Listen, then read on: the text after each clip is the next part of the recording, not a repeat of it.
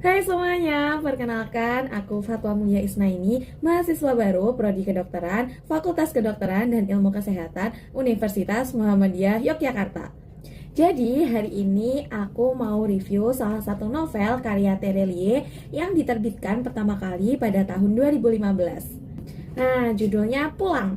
Novel ini pertama kali aku baca waktu aku masih SD sekitar umur 11 tahun. Dan sekarang umurku 19 tahun, jadi sekitar 8 tahun yang lalu. Walaupun termasuk dalam seri, ini bisa dibaca sendiri meskipun pada akhirnya nanti ceritanya akan sedikit menggantung karena ya nggak apa-apa sih sebenarnya kalau dibaca sendiri, tapi tetap kurang aja rasanya. Nah, tokoh dari novel ini adalah seorang anak bernama Bujang yang pertama kali dikenalkan dalam bab-bab awal sebagai anak berumur 15 tahun yang tinggal di sebuah talang di pedalaman Sumatera. Dari novel ini intinya tuh ada 3 peristiwa besar. Yang pertama adalah waktu Bujang kehilangan rasa takutnya. Kemudian yang kedua adalah saat Bujang menerima kabar kematian mama dan bapak yang nggak bersamaan, tapi selang beberapa tahun, itu tepat saat beberapa menit sebelum suara azan subuh berkumandang. Jadi dia tuh kayak punya trauma sama azan subuh gitu loh. Ya nggak cuma azan subuh, sebenarnya sama semua azan dia tuh ngerasa kayak traumatis. Nah, yang ketiga itu pas pengkhianatan Bashir. Kenapa sih judulnya Pulang? Karena di sini Bujang tuh benar-benar mencari arti atau tujuan pulang sesungguhnya. Karena pulang itu nggak selalu tentang tempat, bisa jadi tentang kepada siapa dan lain sebagainya. Nah, di sini akhirnya di akhir buku, Bujang itu bakalan tahu kemana sih aku bakalan pulang kayak gitu. Dan dia bener-bener, pokoknya kalian boleh baca. Pokoknya kalian harus baca novel ini karena sekali kalian baca ini, kalian tuh pasti akan aku pengen banget lanjutin ke next novelnya, next seriesnya. Itu ada di pergi terus pulang, pergi terus selanjutnya lagi. Itu tadi beberapa kelebihan dari novel ini. Intinya kita tuh sebenarnya ini untuk mendapatkan pembelajaran dari dalam novel ini tuh butuh beberapa kali membaca novel ini. Jadi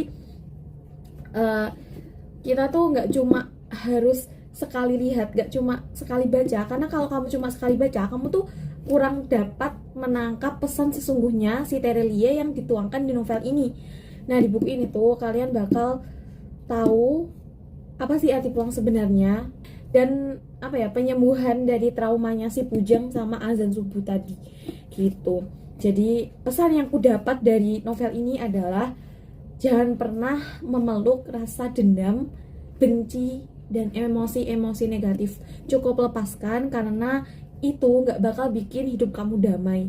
Begitu. Nah, kalau kelemahannya dari novel ini tuh, yang pertama, novelnya gak cukup realistis sih sama kehidupan kita. Karena ini bercerita tentang kayak shadow economy yang berisi ya mafia-mafia gitu deh. Terus kayak ini bener-bener dunianya dunia yang bener-bener kita gak tahu, bener-bener dunia bayangan. Dan di sini tuh emang kurang realistis sih menurutku, dengan kata-kata kayak tukang pukul terus jagal nomor 1 itu sebenarnya kayak kurang enak aja sih ya menurutku. Terus yang kedua, novel ini ya itu tadi berlanjut.